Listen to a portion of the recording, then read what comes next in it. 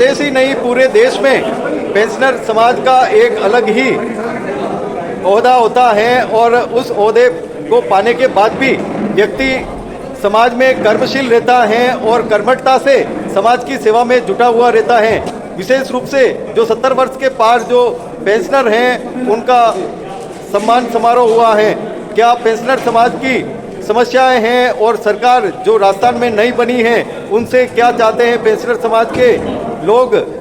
Rajasthan pensioner समाज का महाअधिवेशन जिलों की नगरी उदयपुर में हुआ और यहाँ पर मंथन भी हुआ और मंथन में जो समस्याएं उभर कर आई उसके समाधान के लिए राज्य सरकार और केंद्र सरकार को लिखा भी गया है।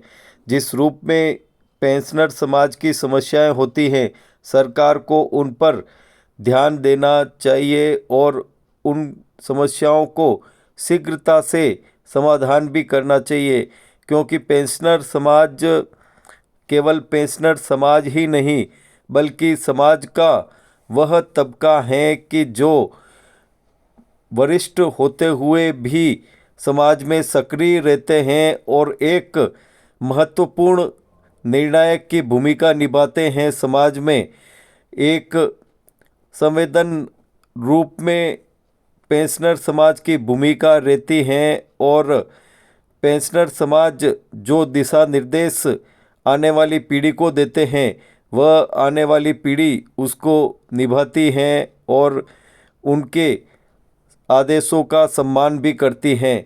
यहाँ जिलों की नगरी उदयपुर में पेंशनर समाज का महाअधिवेशन हो रहा है और इस महाअधिवेशन में पेंशनर समाज के उन 70 वर्षीय पार जो लोग हैं उनका अभिनंदन भी किया गया है।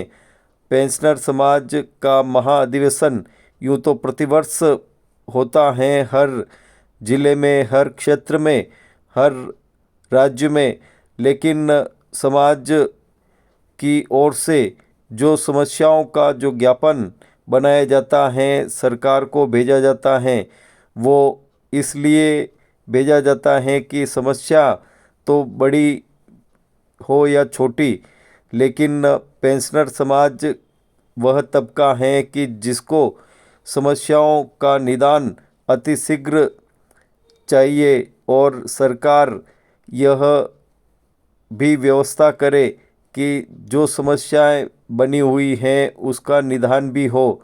भामाशाह के रूप में पेंशनर समाज के लोग आगे आते हैं और ऐसे अधिवेशन सफल होते हैं।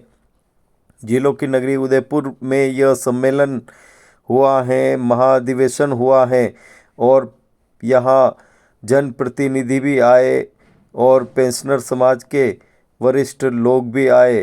विशेष रूप से यह महाअधिवेशन हुआ है और इस महाअधिवेशन में जो 70 वर्ष के पार हुए हैं उनका सम्मान हुआ है और जिन्होंने रचनात्मक कार्य किए हैं अपने अपने क्षेत्र में, जिन्होंने विशिष्ट योग्यता पूर्ण कार्य किया है उनको यहाँ पर सम्मानित भी किया है। समाज में यह तबका ऐसा है कि जो समाज को एक नई दिशा देता है और नई दिशा चाहे वह समाज के किसी भी वर्ग की हो या किसी भी समाज की हो, किसी भी धर्म की हो या सरकारी हो या अर्ध सरकारी हो, सभी रूपों में यह जो पेंशनर समाज का तबका है वह अपनी एक विशेष भूमिका निभाता है। जिस रूप में यहाँ पर सम्मान समारोह हो रहा है, एक आनंद और अत्यधिक प्रसन्नता का विषय यहाँ पर दिख रहा है। सभी के चेहरे पर एक मुस्कान है और उमंग और उत्साह का वातावरण यहाँ पर हर चेहरे पर दिख रहा है। कहीं भी बुजुर्गियत यहाँ पर नहीं दिख रही हैं। जो सक्रियता इनके चेहरे पर दिख रही हैं और ऐसी ही सक्रियता ये समाज के हर कार्य में निभाते हैं, चाहे वह कार्य सामाजिक हो या धार्मिक, राजनीतिक हो या शैक्षिक, सभी में अपनी अहम भूमिका निभाते हुए यह समाज के लिए एक गौरवपूर्ण कार्य करते हैं, जिससे आने वाली पीढ़ी को शिक्षा भी मिलती है कि हम भी समाज के लिए कुछ करें।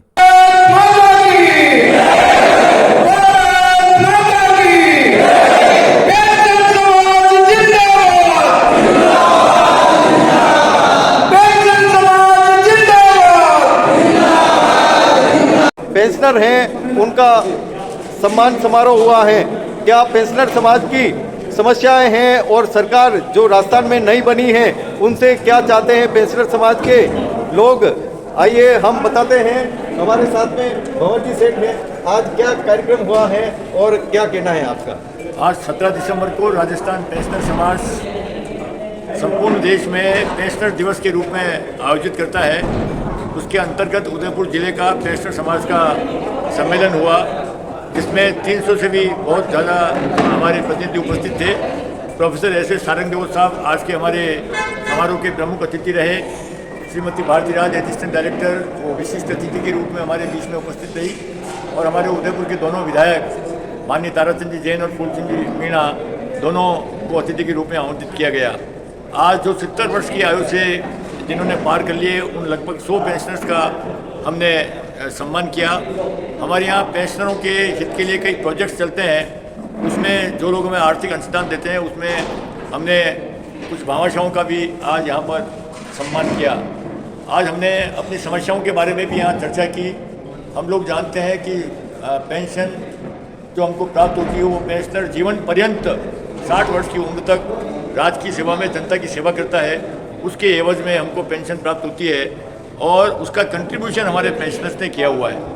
तो हम भारत सरकार से और राज्य सरकार से निवेदन करते हैं कि पेंशनर की जो राशि हमको दी जाती है उसको उसकी कंटिन्यूटी बराबर बनी रहे।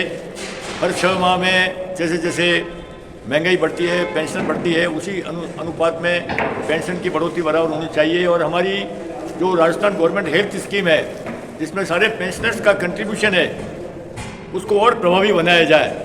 कई बार इस प्रकार के संदेश आते हैं कि राजस्थान गवर्नमेंट हेल्थ स्कीम बंद हो रही है, जीवन रक्षक दवाइयाँ हमको प्राप्त नहीं हो रही है।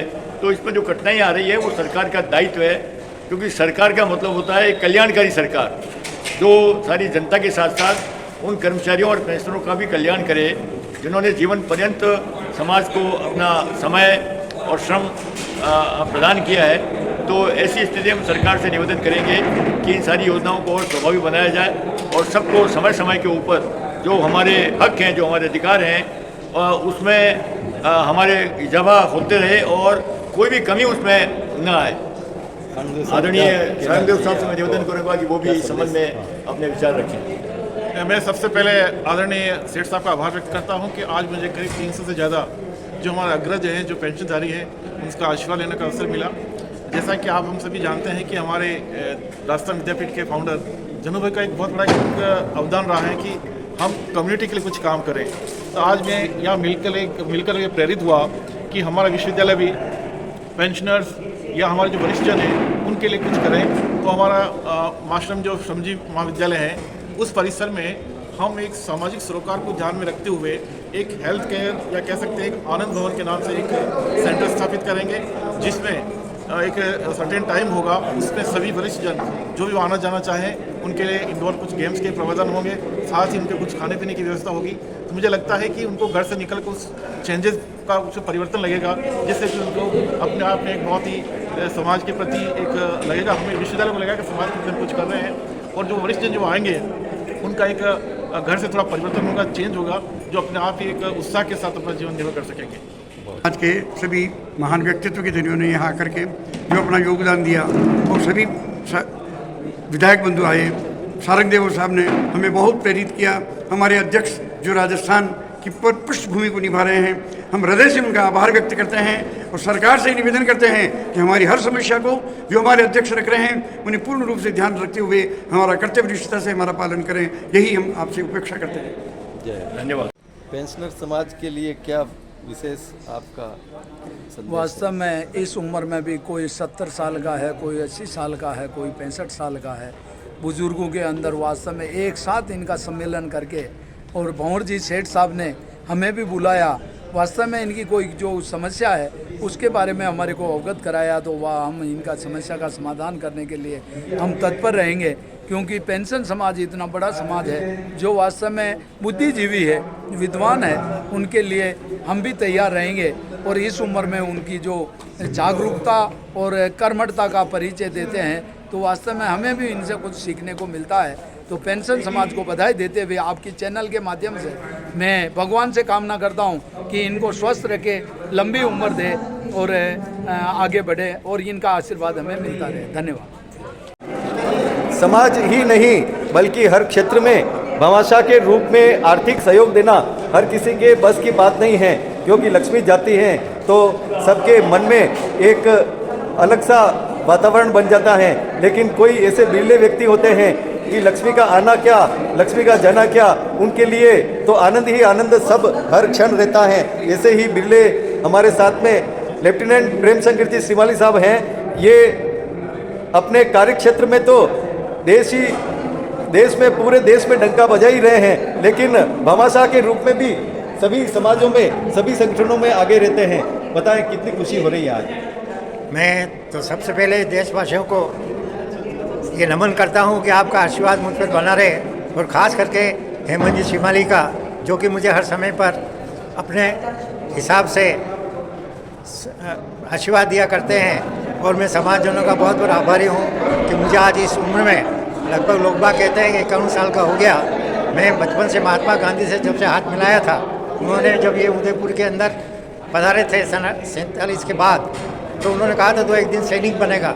मैं उस दिन से आज दिन तक राष्ट्र सेवा में रहा, चाइना पाकिस्तान वाला लड़ा, 71 की लड़ाई लड़ा, और आज एनसीसी में ऑनरेरी लेफ्टिनेंट के पद पर काम कर रहा हूँ, और ऑनरेरी कमीशन मुझे मिला हुआ है। और ये सब हमारे श्रीमाली समाज बंधुओं का आशीर्वाद है, मुझे समाज सेवा में हर समय जोड़ते रहते हैं। ये मेरा सौभाग्य है कि मेरी श्रीमती प्रभा श्रीमाली, जो कि एक ऐसी धन पत्नी थी जिसका कि मैं आज वर्णन नहीं कर सकता, वो ऐसे लक्ष्मी थी जिस लक्ष्मी की वजह से आज मेरे पास इतनी सेवा का जो अनुभव है उनके द्वारा ही हुआ। मैं आप सबका और ख़ास करके श्रीमाली समाज का बहुत बड़ा आभार व्यक्त करता हूँ, और हेमंत जी पत्रकार साहब का, जो कि मेरे को हर समय अपने अपने लिहाज से इस समाज सेवा के लिए मार्गदर्शन करते हैं। मैं इनका बहुत बड़ा आभार प्रदर्शित करता हूँ। जय हिंद, जय भारत। पेंशनर समाज का ये जिला अधिवेशन 2023 का आज यहाँ वासुपूज्य धर्मशाला में होने जा रहा है। सभी पेंशनर्स में बहुत उत्साह है, और जो नई सरकार बनी है उससे पेंशनरों को बहुत अपेक्षा है, पेंशनर्स को, और अच्छा कार्यक्रम पेंशनर समाज का यहाँ हो रहा है। हम यहाँ पर जो 70 वर्ष आयु पूर्ण कर चुके हैं ऐसे पेंशनर्स को सम्मानित करने जा रहे हैं। शहर के नवनिर्वाचित विधायक श्रीमान तारा सिंह जी जैन साहब और ग्रामीण विधायक श्रीमान फूल सिंह जी मीणा साहब पधारे हैं, और वो उनको सबको सम्मानित कर रहे हैं। ये बहुत अच्छा कार्यक्रम रखा है। जय, धन्यवाद। वाह।